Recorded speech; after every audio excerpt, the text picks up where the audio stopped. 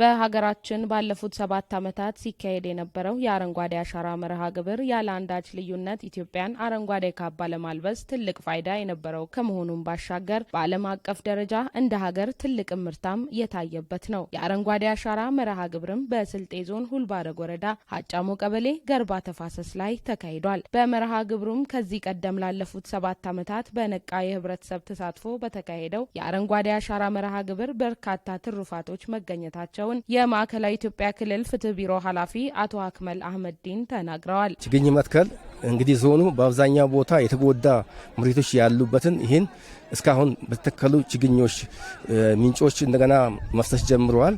ውሃዎች ይዘዋል። የደረቁ ሐይቆች ሁሉ እንደገና የያዙበትና አጠቃላይ ለከብቶችም ለአራዊትም መኖሪያ የመሆን አዝማሚያዎች ታይቷል። ዘንድሮ በሀገር አቀፍ ደረጃ ተስፋን እንትከል በሚል መሪ ቃል የአንድ ጀንበር መርሃ ግብር አገራችንን ከአየር ንብረት ለውጥ ተጽዕኖ ለመጠበቅ የምግብ ዋስትናችንን ለማረጋገጥና ለቀጣዩ ትውልድ የምናስረክበውን አረንጓዴ ምድር ለመገንባት የሚደረግ ዘመን ተሻጋሪ የታሪክ አካል ነው ሲሉ ሁነቱን የገለጹት የስልጤ ዞን ብልጽግና ቅርንጫፍ ጽህፈት ቤት ኃላፊና የመንግስት ተጠሪ ወይዘሮ ነኢማ ሙኒር ናቸው። ሀገርም እንደ ዞናችንም አሁን ያለው የአየር ሁኔታ ትንሽ የሚከብድ ነው።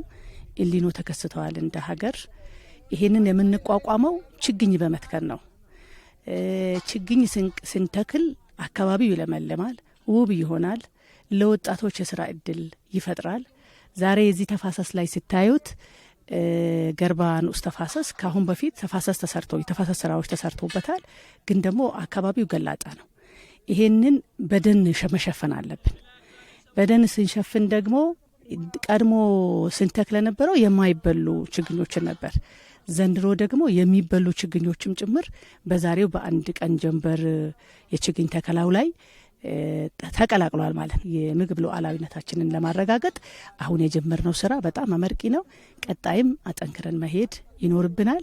ባለፉት 7 ዓመታት በተካሄደው የአረንጓዴ አሻራ መርሃ ግብር ከ7000 ሄክታር መሬት በላይ የተለያዩ ጠቀሜታዎች ባላቸው ከ56 ሚሊዮን በሚበልጡ የችግኝ ዝርያዎች መሸፈናቸውን ጠቅሰው በዘንድሮ ዓመትም በዚሁ መርሃ ግብር ከ500 ሄክታር መሬት በላይ በችግኝ ለመሸፈን በአንድ ጀንበር የአረንጓዴ አሻራ መርሃ ግብር 1.5 ሚሊዮን ችግኞችን ለመትከል ጠንካራ ስራዎች እየተሰሩ መሆናቸውን የዞኑ ምክትል አስተዳዳሪና ግብርና መምሪያ ኃላፊ አቶ ሙበራ ከማል አመላክተዋል። አጠቃላይ የ62 ሚሊዮን ችግኞችን እንደ ዞን ለመትከል አቀደናል። ለዚህም ደግሞ የ62 ሚሊዮን ጉድጓዶችን አዘጋጅተናል።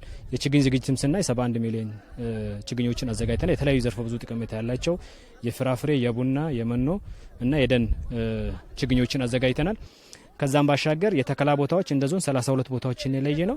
በእነዚህ 32 ቦታዎች ደግሞ ከ500 በላይ ሄክታር የሚሸፈን ይሆናል ማለት ነው። በእነዚህ ቦታዎች ደግሞ 1.5 ሚሊዮን ችግኞችን ለመትከል አቅደን የገባ ነው። በችግኝ ተከላ ወቅት ያነጋገርናቸው የአካባቢው ነዋሪዎች ላለፉት ዓመታት በተሰሩ ስራዎች ዘርፈ ብዙ ጠቀሜታ ያላቸውን ችግኞች ተክለው መጠቀማቸውን ገልጸው ይህንን መርሃ ግብር ማስቀጠል የዜግነት ግዴታም ጭምር መሆኑን ገልጸዋል።